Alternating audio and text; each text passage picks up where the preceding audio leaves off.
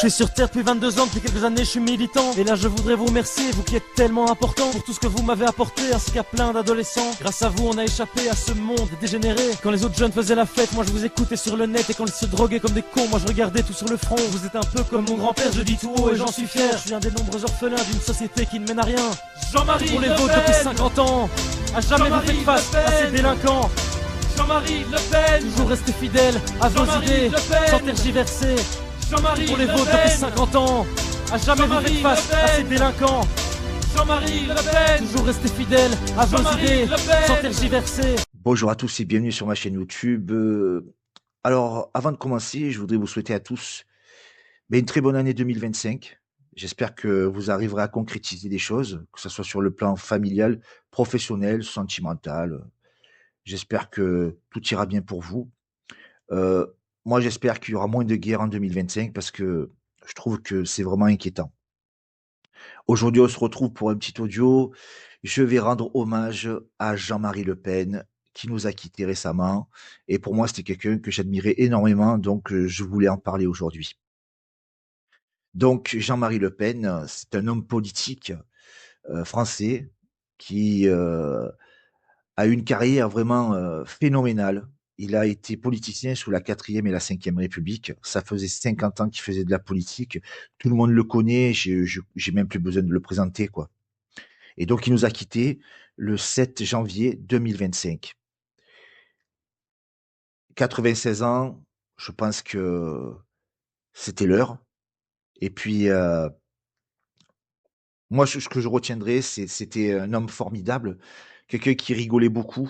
Et c'est l'image que j'aurai. Je regrette rien parce qu'à 96 ans, il a eu 3 belles filles, il a eu des enfants, il a eu une famille, il est allé pratiquement au bout de ce qu'il voulait. C'est, je pense, quelqu'un qui n'a rien à regretter. Et je vais vous faire une petite confidence. La première fois que j'ai voté, c'était pour Jean-Marie Le Pen. Alors je me rappelle plus exactement, je sais plus exactement parce que ça fait un petit moment. Et je sais pas pourquoi même j'ai voté Jean-Marie Le Pen parce que j'ai grandi dans une famille qui n'était pas politique. J'avais un père même qui était plutôt communiste et il m'a toujours dit qu'il ne fallait pas être ceci ou qu'il ne fallait pas être cela. Et moi, tout jeune, déjà, j'avais un côté identitaire puisque à l'école, je m'étais inscrit avec des camarades au cours non obligatoire, donc optionnel, de langue provençale. Et avec quelques petits collègues au collège, on parlait patois, enfin provençal, puisque le patois, c'est l'argot du provençal. Mais déjà, j'avais cette fibre. Donc, naturellement, je suis allé voter la première fois pour quelqu'un qui représentait le- l'identité française, nous, quoi, en fait. Je ne suis pas raciste, mais je ne suis pas non plus de la secte antiraciste. Il n'y a pas de crime particulier, il n'y a pas de supériorité d'un crime sur l'autre. Si, par malheur, imaginons, n'est-ce pas, l'hypothèse d'une guerre entre la France et l'Algérie, dans quel camp seraient les gens qui promènent des drapeaux algériens? Sur qui tireraient-ils? Vous êtes un hableur, vous êtes un matamor, vous êtes un tartarin, un bluffeur. Vous me laissez pas la parole, quoi. On se croirait chez les bolcheviks ici. Faisant venir des travailleurs immigrés de basse qualification, on le faisait en fait pour faire peser à la baisse sur les salaires manuels. Je vais faire courir, moi, tu vas voir le rouquin là-bas. Est-ce que vous voyez des aspects positifs à l'immigration, qui était la question, le deuxième partie de la question? Mais dans un certain sens, oui. Quand c'est, bien sûr, si c'est Léonard de Vinci, c'est sûr. Je suis gaulois, je n'ai peur que d'une seule chose, c'est que le ciel me tombe sur la tête. Jeanne, au secours! Donc Jean-Marie Le Pen, c'est quelqu'un que j'admirais beaucoup et j'ai tout fait pour le rencontrer au moins une fois dans ma vie, pour lui serrer au moins une fois la main. C'était lors de ses dédicaces quand il a écrit ses mémoires et je vais vous raconter un petit peu. Donc c'est un collègue qui m'a invité à un repas où Jean-Marie Le Pen, d'abord j'étais sur Paris et bien sûr ça a aidé. Et le collègue m'a dit, il y a Jean-Marie Le Pen qui dédicace ses mémoires, il y a un dîner avant, si tu veux, je peux t'inviter. Ok, c'est bon. Et donc on a mangé avec Jean-Marie Le Pen, il a fait un petit discours, il nous a parlé de démographie, donc c'est quelqu'un qui en a toujours parlé, hein.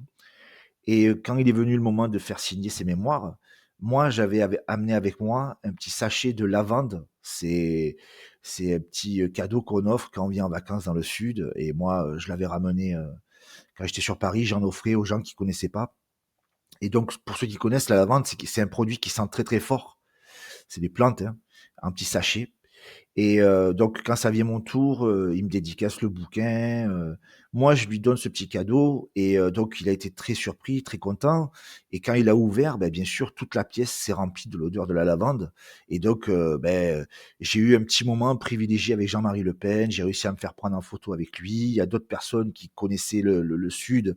Et donc, du coup, on a discuté. J'ai passé un très bon moment. Bon, moi, je suis comme ça.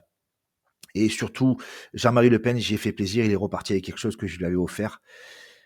Comme il approchait déjà de son grand âge, je savais qu'il ne serait pas éternel et je voulais à tout prix lui serrer au moins une fois dans ma vie la main.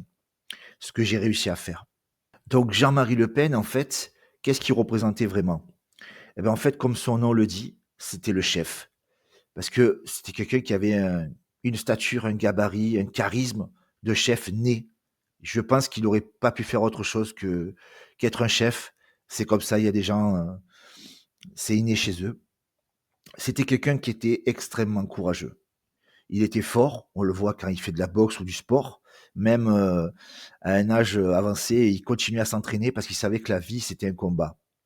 Donc il avait une grosse fierté, il était très têtu, charismatique, je l'ai dit.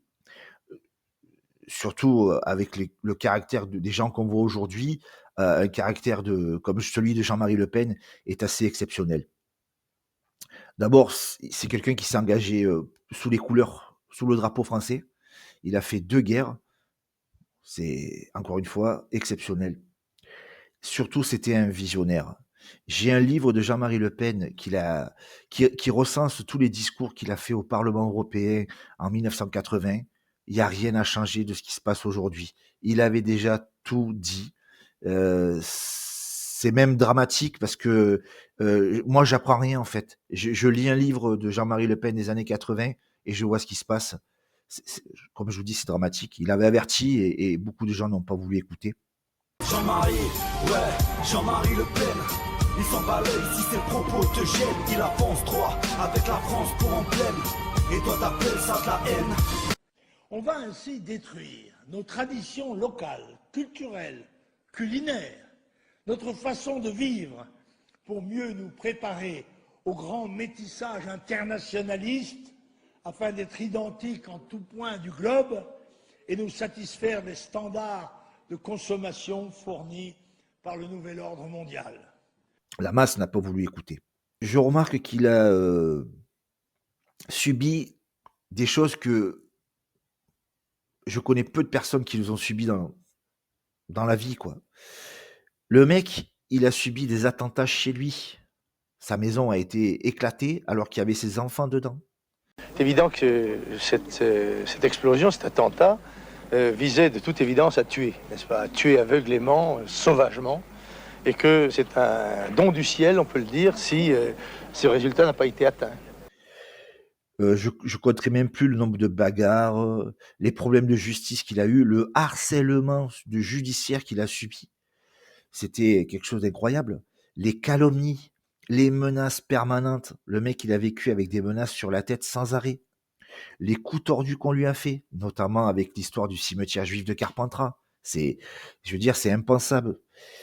Les trahisons, les scissions dans son parti. Non, vraiment, je connais personne qui aurait pu supporter ce qu'il a subi. C'est incroyable. Je me rappelle aussi des photos. Si vous allez sur Google, vous verrez des photos de Jean-Marie Le Pen quand il est en militaire. Mais quelle gueule, le mec. Il a une stature impressionnante. Quand il est au garde à vous, quand il a une clope dans le bec. Chez lui, il avait des tableaux aussi. Le tableau où il est en corsaire. Il est magnifique, ce tableau. Et récemment, nos adversaires politiques ont republié la photo de Jean-Marie Le Pen en une de leurs magazines où il est avec ses chiens, ses Doberman. Mais franchement, c'est lui rendre merci, c'est lui rendre. Mais franchement, c'est lui faire un cadeau. Cette photo est magnifique. Franchement, il n'y a rien à jeter. Alors les gens vont dire que c'est trop, elle est trop caricaturale cette photo. On s'en fout. Rien à foutre de ces gens-là. Député qui est de rester aveugle, sourd et muet, la postérité vous maudira. Le surnom de Jean-Marie Le Pen, le menhir. Je veux dire, même le surnom, on ne pouvait pas faire mieux. C'est incroyable. D'abord, je crois qu'il est en photo à côté d'un menhir. Et le menhir, ça représente la Bretagne, ça représente la dureté, ça représente la longévité, ça représente l'identité européenne. Il n'y a rien à jeter. Je ne sais pas si certains d'entre vous ont vu des petites vidéos où on le voit en train de s'engueuler à la télé, envoyer des punchlines, à recadrer les gens. Franchement, rien à dire, c'est magnifique. Et je suis très content qu'il y ait un site, ou une page du moins, qui s'est ouverte, où il y a tous les extraits de Jean-Marie Le Pen, on peut arriver à les retrouver.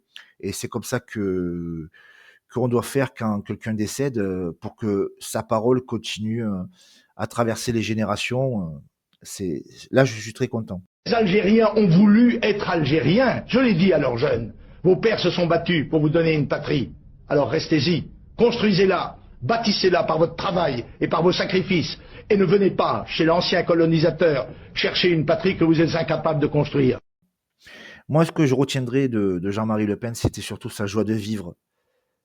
Comme je vous dis, tout ce que j'ai exposé, tout ce qu'il a subi, et le mec était toujours en train de rigoler, en train de raconter des blagues, en train de chanter.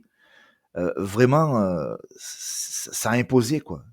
Le mec était dur comme un roc. Je pense qu'il devait avoir des sensibilités, mais il arrivait à les cacher. Il avait une armure de dingue, et c'est comme ça qu'il a toujours avancé.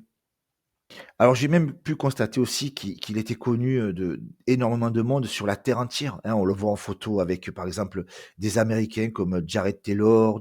On le voit en photo avec Saddam Hussein. C'est quand même, c'est hors du commun, quoi, pour quelqu'un qui n'a pas été élu président. Il y a une petite vidéo aussi que je me rappelle qui m'avait bien plu, c'est quand il avait sorti ses mémoires et que à la télévision chez Ruquier, il y avait une écrivaine là, un peu jobarde là, qui avait dit que ben voilà, avant même que son livre soit disponible en librairie, ils avaient déjà vendu 50 000 exemplaires. C'est incroyable. Et donc ils étaient tous dégoûtés à la télé et rien que pour ça, ben, ça faisait plaisir, quoi. Bah, oui, sur le succès du livre et tout ça, enfin, on a vraiment un problème, quoi, quand même, dans ce pays, non ? Soi-disant, Marine Le Pen n'avait pas réussi son débat et on n'allait plus en entendre parler. Et le Front National, c'était une vieille histoire. Là, maintenant, Jean-Marie Le Pen est là. Il vend 50 000 exemplaires avant même la mise en vente. Il réhabilite Pétain. Voilà, on a quand même un gros problème. Enfin, tout le monde sait ce qu'il a dit, tout le monde sait ce qu'il pense, et il est traité comme une sorte de petite star. Et tiens, parlant de ça, c'est pour ça qu'il faut acheter les bouquins des gens, parce que c'est en même temps des sondages.